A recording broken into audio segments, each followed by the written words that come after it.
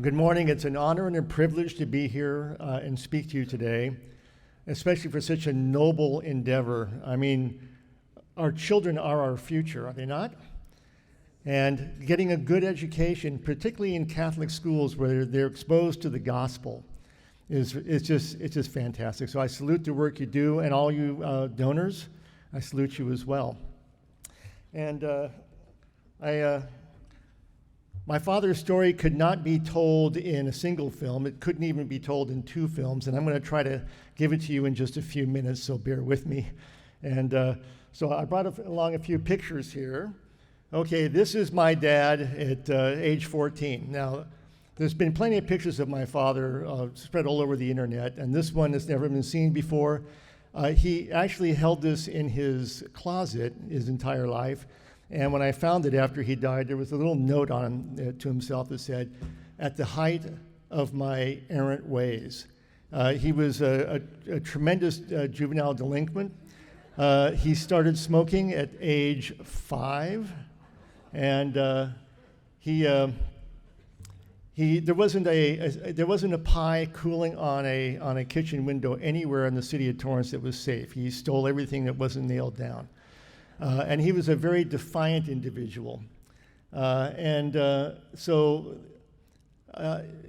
the chief of police of Torrance got him together with his older brother and told him that, showed him a couple of prisoners who were being held captive and said, "This is going to be you unless you turn your life around."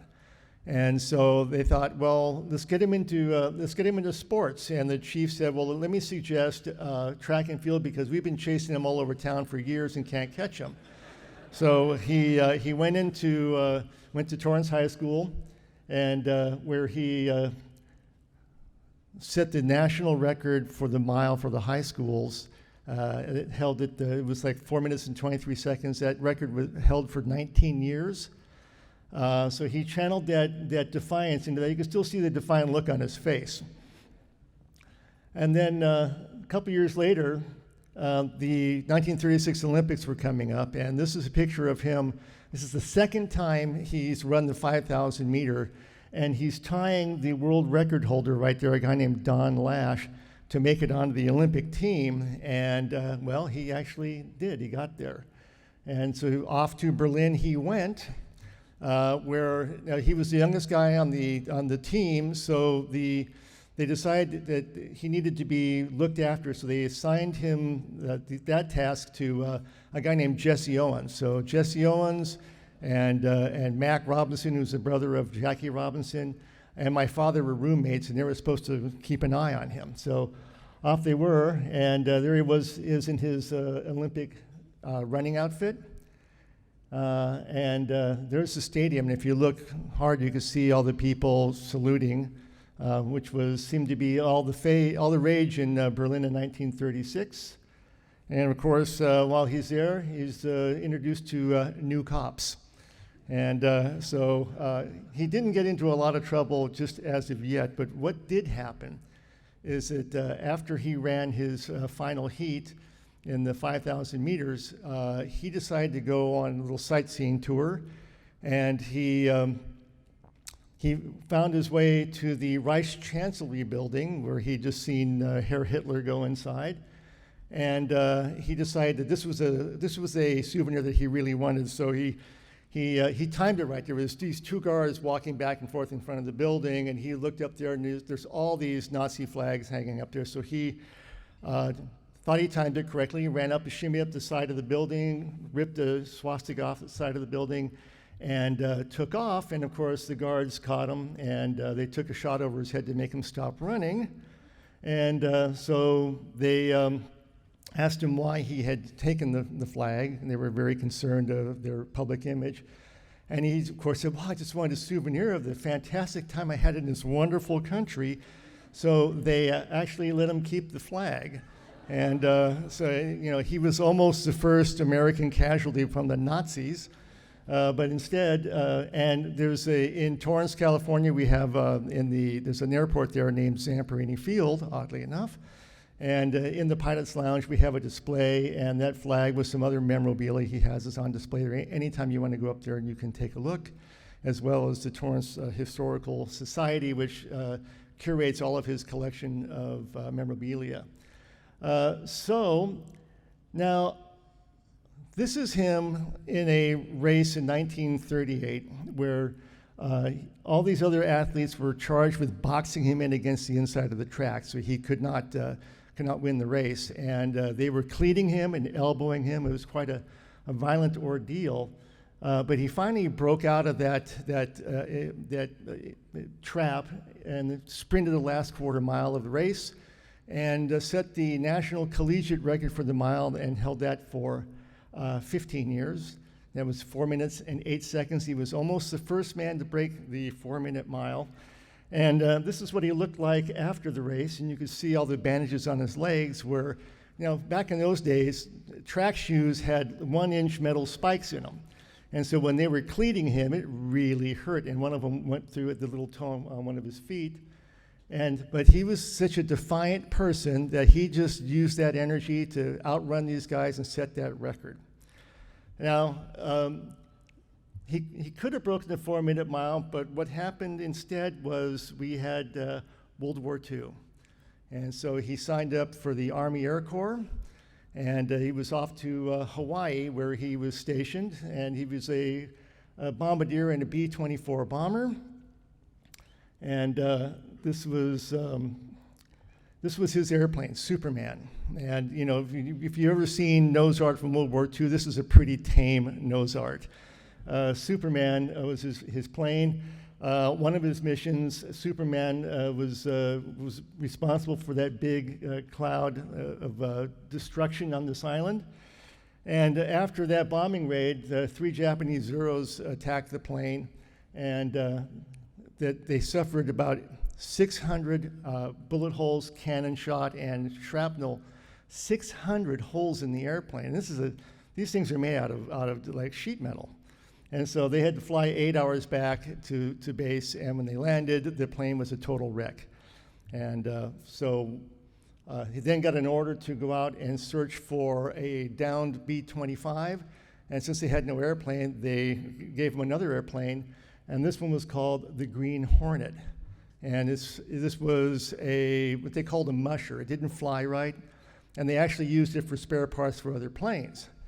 And so while they're out searching, they're about 200 miles south of the Hawaiian Islands, searching for this downed plane, and the number 1 engine conks out.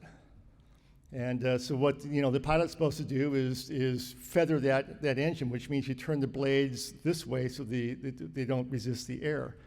And he asked the engineer to do that for him, and he hit the wrong button and killed the other engine on that same side of the plane, and the plane just cartwheeled over into the ocean. Crew of 11 people, only 3 survived the crash, my father being one of them.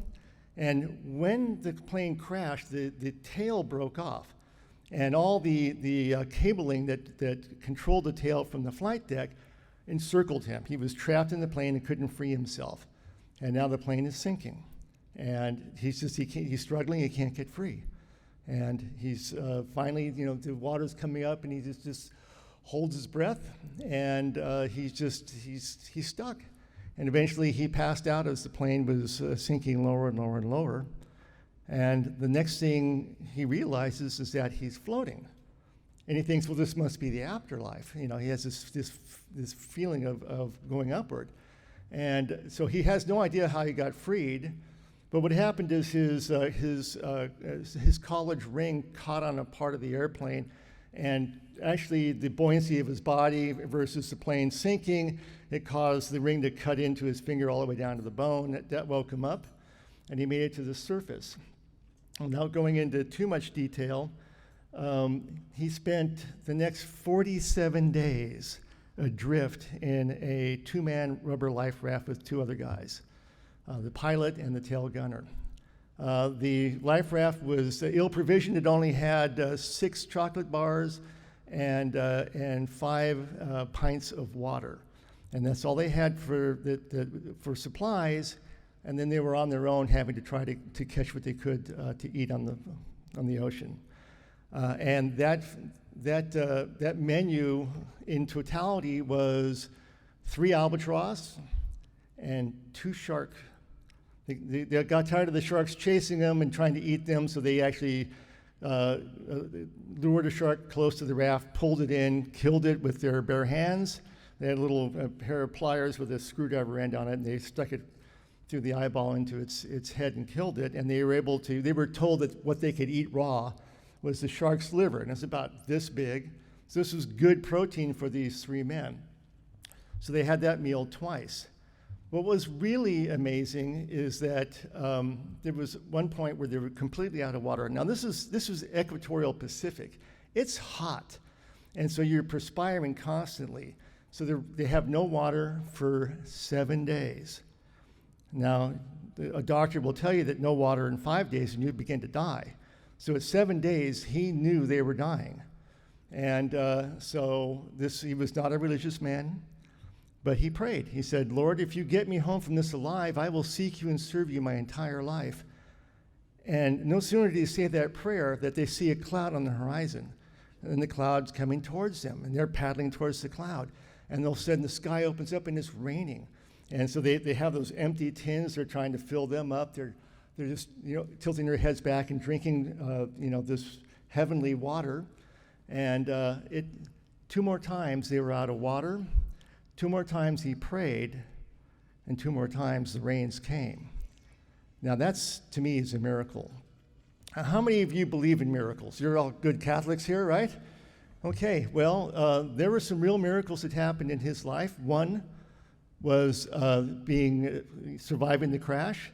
2 was that heavenly rain. And we'll show you a few more things. Well, actually, I don't have any pictures of him at sea. But there was, on day 37, they were being strafed by a Japanese plane. And it's like a little yellow target in the middle of the water. The plane, they thought they were being rescued. No, instead they were targets. The sea just erupted around them with gunfire. Dad went over the side into the water. You see, his education really contributed to his survival at sea. He was an Eagle Scout, and in the Scouts he learned that bullets will lose their velocity in about 3 or 4 feet of water, so that's why he went over the side, figuring he can avoid from being shot. Problem was, there were 2 8-foot tiger sharks down there that had been following him for weeks. And so now he's got to, he's hanging on to a little rope that's attached to the raft, and here comes the sharks. And so the shark is coming up, and then, they kind of turn themselves so they can line their mouth up with your body. And, he took a class in Hawaii on survival at sea, and the one subject was how to deal with sharks, and they were telling him that sharks don't like white, so show them the whites of your eyes and your teeth, and that should work. Well, it didn't work. The shark just kept coming. And so I said, well, what'd you do, Dad? By the way, these were my bedtime stories growing up. And he goes, well, I just reached out and straight-armed the shark. So you mean you punched the shark in the nose? Said, no. So like a running back, I just reached out and pushed the shark's nose, pushed him away from me. And sure enough, the guy takes off and does a big circle. He goes back up to the surface to get some air. Here comes the airplane. More bullets in the water. It goes back down there. And this ballet continued for about 40 minutes. The physical bravery of my father has always astounded me. I don't know that I could have kept my cool like that. Well, finally, he crawls back into the raft, and he was the only one who went into the water, and so he was certain that his 2 raft mates were dead. He'd seen all these bullets coming through the raft, so he climbed up in there, and there they were, not a scratch on them. Now they had to begin repairing the raft. 48 bullet holes, and not a scratch on the 2 guys that remained in the raft. Just amazing. That was another miracle. So finally, after 47 days, they see an island. They start to paddle towards it, and then a Japanese patrol boat picks them up. Now, when the Japanese pulled them on board, they weighed them. At my father's, world-class athlete physique, he was 155 pounds at about 5'10", and when they weighed him, he weighed 66 pounds. He lost 2/3 of his body weight. Now, he's probably the only person you've ever heard of who actually gained weight in a Japanese prison camp, because by the end of the war, he was a robust 90 pounds. But they took him to an interrogation island. During World War II, American flyers were considered war criminals by the Japanese military because of the Doolittle raid, where they bombed Tokyo just a few months after Pearl Harbor was bombed. And so they would have, he was destined to have his head cut off, but one of the naval officers that was interrogating him recognized him, and he said, "Lieutenant Zamperini, I am a Trojan." He said, "What?" He goes, "Yeah, when you were entering USC, I was graduating, and my dad just couldn't believe it." I says, "Well." So, at USC, we honor integrity and education, and we stand for all these great values, and this guy was the biggest stinker of them all. And they said he finally came to the conclusion that he had to have been a third-year transfer from UCLA. I'm not making this up, folks. So anyhow, they shipped him off to Tokyo, and they put him in a prison camp. And the first camp they put him into, they put him in there for a year, and it was a camp where the prisoners were not allowed to talk to each other.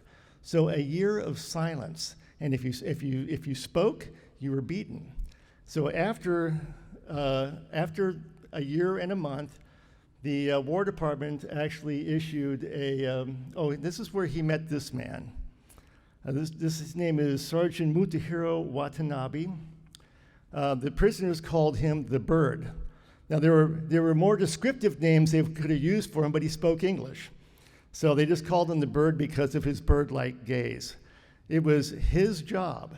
It was his job to break my father, because they recognized him as being an American athlete. They wanted to use him for propaganda purposes. He was destined, in their eyes, to go on Tokyo Rose and to do Japanese propaganda broadcast. So after a year and a month, the War Department issued his death certificate, and that's when the Japanese decided to showcase him. They took him out of that one camp and put him in another camp where it was less severe. But the Bird, he beat him every single day. The moment he met him, he struck him in the face with a kendo stick. Every day he beat him with either the kendo stick, his fists, his feet, or he had a belt with a big belt buckle on it. And so almost immediately, my dad began to experience what we know today as post-traumatic stress disorder. And so this manifested it, being a defiant guy who wants nothing but revenge, he wants to strike back at the Bird, but he knows he can't, because they'll just kill him. So he internalizes his need for revenge, and it begins to manifest itself in these nightmares, where he's being beaten by the Bird in his dreams, and then he gets the Bird around the throat, and he wants to choke the life out of him, and then he wakes up in a cold sweat. These dreams followed him throughout the entire experience in the prison camp, 27 months. And then it stayed with him when he came home, and it was really life-threatening, if you will. So this was the speech that said, you can write the first one yourself. He wants you to let your parents know that you're alive. And he wrote this speech, in such a way that his parents would know it was him. And then the broadcast was very scratchy, coming from across the ocean, but there were people in California that heard it. And they said, after a while they said, you have good speaking voice. We'd like you to do more broadcasts, only this time Japanese hands will write the script. And so they had brought him to this luxury hotel in Tokyo, had all this Western food for him to eat. They introduced him to a couple of Allied prisoners who had done the same thing. And he just couldn't do it. It was, you can stay here and eat well and live nicely and do these broadcasts, or you can go back to the prison camp where you're beaten every day and your face is shoved into the muck, and you are being, you're having your integrity destroyed by these guards. And he chose to go back to the prison camp, even if he had to see the bird again, and he did. And so he refused to do the broadcasts. And so they continued to beat him to try to get him to change his mind. And then this happened. Now, we have a lot of baggage when it comes to being the only country that dropped nuclear weapons on another country. But the bomb saved my dad's life. And the Japanese had what they called a kill order. As soon as the Allies landed on the Japanese home islands, they were going to kill all of the prisoners of war.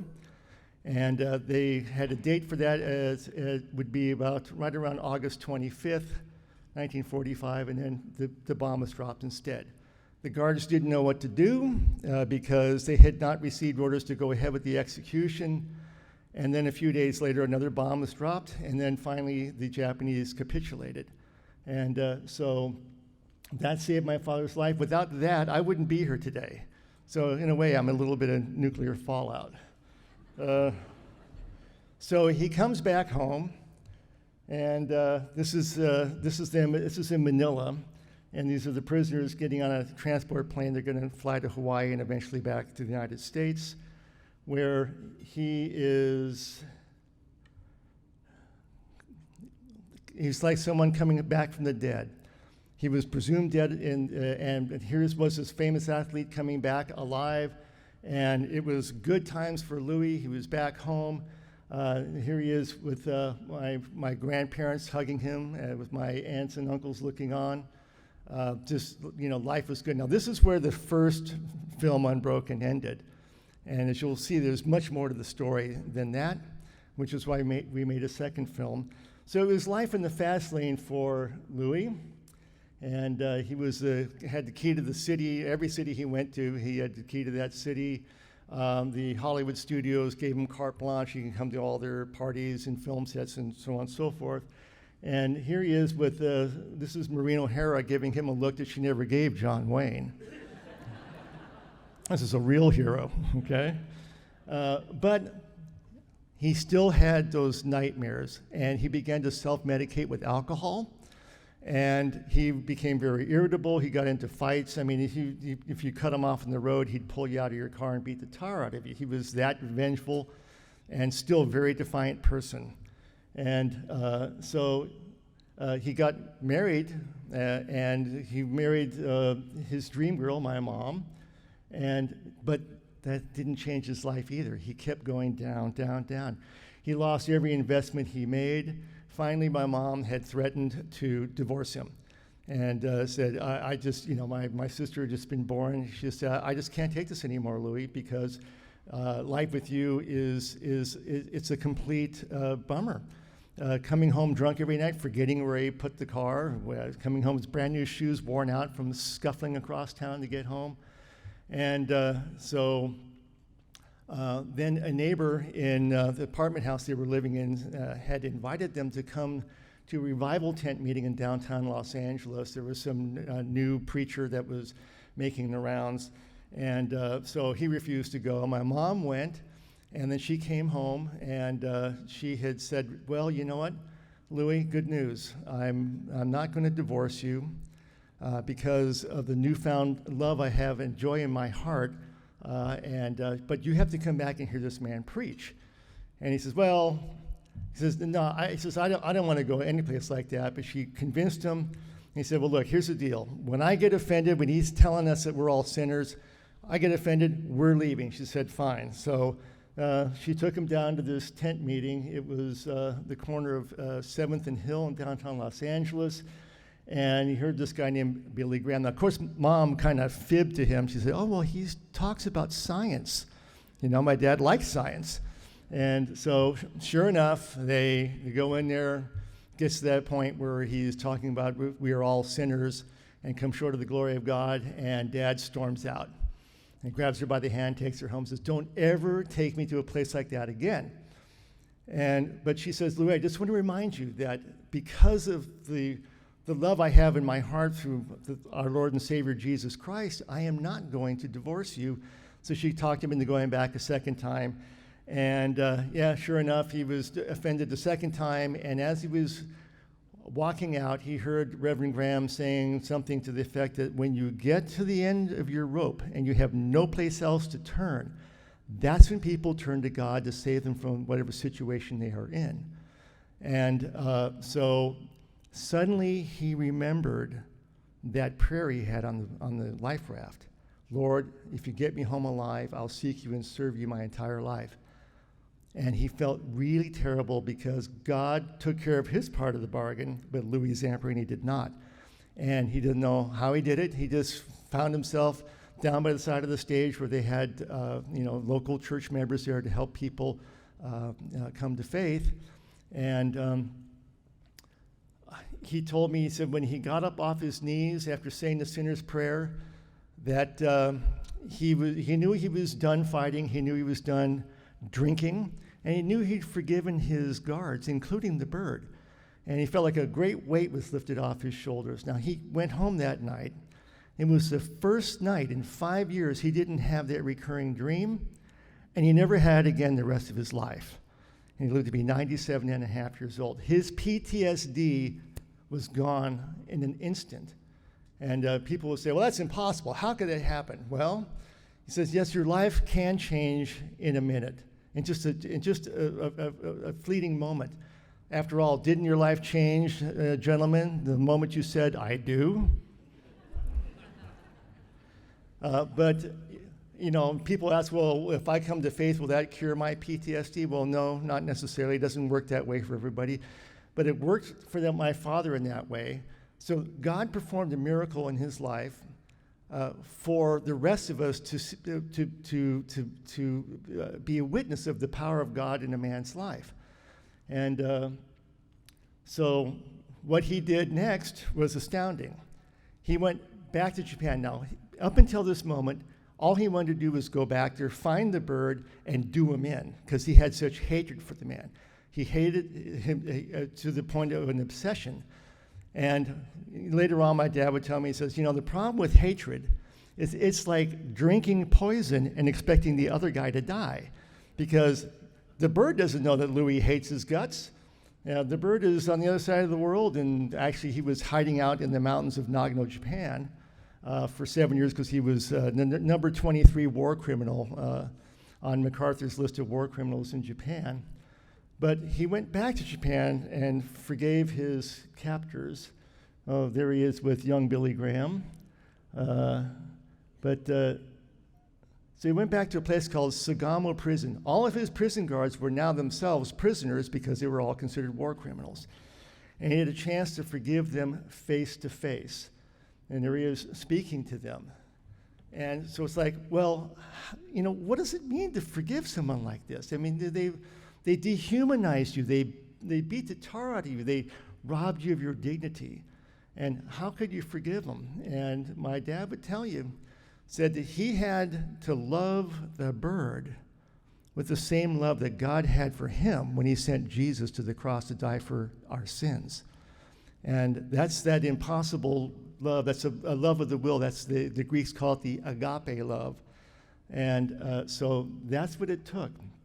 So he comes home from his second trip to Japan, and he wants to do something to give back to his society. So he starts a camp, a 501c3 program called Victory Boys Camps. And he would go and get these kids out of the California Youth Authority, the youth correctional facilities, and he'd take them up into the mountains, teach them survival skills, mountaineering skills, befriend them, share his testimony with them, and give them a chance to change their lives. And this was his life's work all the way up until when he died. He was still helping young men when he died. And so after he passed away, our family decided that we needed to keep his legacy going. We needed to keep his story in front of people. And we've endeavored to, the book Unbroken is acceptable reading in public high schools all across the country. And so, but just because it's acceptable doesn't mean that, that they're studying it. So we came up with a curriculum for the public schools for them to study the book Unbroken. Now, what's unique about it is that they're reading the book aloud in the classroom. And when they get to the chapter where my father comes to faith, they're reading the actual sermon by Reverend Graham in 1949 aloud in the classroom. This is huge. This is the gospel being proclaimed in public classrooms. That's unheard of. And so we realize we have a very special ministry in our work. And I just want to show you a quick little video here on the impact it has on these students. Studying the book Unbroken, for me, was an incredible experience. It's actually probably one of my favorite books now. Before I had read the book, I felt like I was in a box. I usually am not one for war stories, so when we started it, I was not expecting to enjoy it as much as I did. But as we got into it, it became less about war and more about being able to find yourself even in dark times and knowing that there is hope. The Unbroken curriculum is about educating the whole student. It's important that academically, socially, emotionally, we make connections with students, we get them engaged in the classroom. We read the complete novel, we watch the film, and then I turn it out to them. I have the students get in small groups and say, what do they think about this situation? How would they have struggled differently? Do they see themselves in that story? All right, guys, now that we've talked about it within our rafts, let's talk about it as a class. I think it really encouraged a lot of people to share their own stories, because once they read what Louis was going through, they finally felt like they had a place that they could share themselves. When we did the assignment letters to Louis, where we talked about how the book impacted us, some of them were personal things that you would have never known about a person. And it kind of puts into perspective the whole idea of you don't know what someone's going through, so you just have to have the empathy and the respect for them and just imagine what they're going through. I felt like I let the world off my shoulders because I finally got my story out there. People were judging me for being the bad kid, the kid that nobody wanted to be around. And when I read that story, everything changed. Even though Louis has passed on, his story continues to teach us a lesson. He's always kind of there on your shoulder, like, see, never judge a book by its cover. I think that is the power that can change high schools. Studying Unbroken has really pushed my limits and made me want to do more with my life. It gave me the message to never give up. Even through the tough times, you just have to keep fighting through. No matter the circumstances, you can come back from anything and be successful. And I feel that's really what the Unbroken curriculum does, is it allows those students to feel that comfort level of this is my story, this is where I am, and this is what Louis went through, that was his journey. And because he went through that, I can go through my journey. It takes your breath away. And it's so hard to find words to describe Unbroken and how Louis' story impacts us. With this story told in this way in school districts across the country, it's having an effect on these kids that's going to last them their entire lives. I was inspired to go and forgive all my enemies, to say, I forgive you for putting me in pain. I could tell that all of us were impacted by it one way or another. And now I think we're all closer because of that.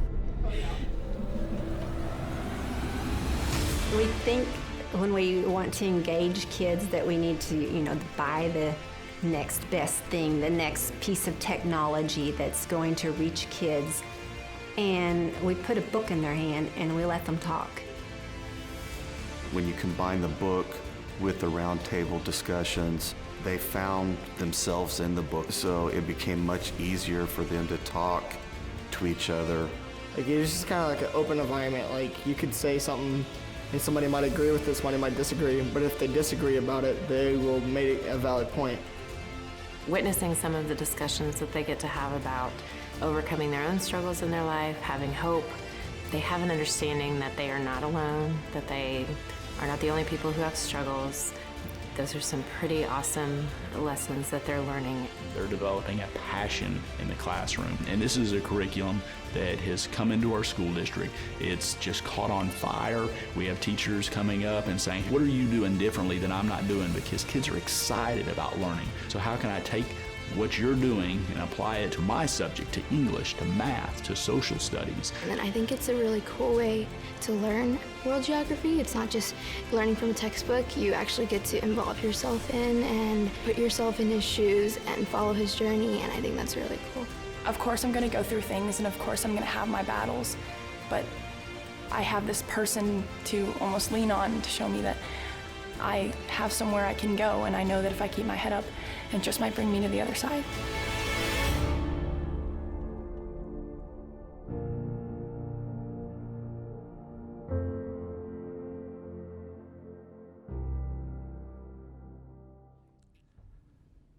In this day and age, this is precisely what our children need, is to study an American hero who comes to faith as a way to overcome his obstacles, as a way to inspire these children to overcome the obstacles that they have in their own life.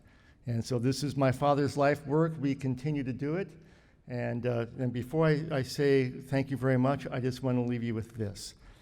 In 1998, I accompanied my father back to Japan, his third time there, where he was a guest of the last town that he was a prisoner of war in, and he ran the Olympic torch relay there. Only non-Japanese to run the torch relay on Japanese soil. And so the mayor of this town, Noetsu, had a banquet for my father, and and he asked a question. He said, so Mr. Zamperini, did anything good come out of 27 months in Japanese prison camp? And Dad thought about it for a while, and he said, yeah, it prepared me for 55 years of married life. And when my mom found out, he was in big trouble. But that's the kind of humor he had. Listen, it's been an honor and a privilege to speak to you. We share the same mission with in trying to help children come to a knowledge of Jesus Christ and to have full, productive lives. I salute the Orange Catholic Foundation and all of you, and thank you very, very much.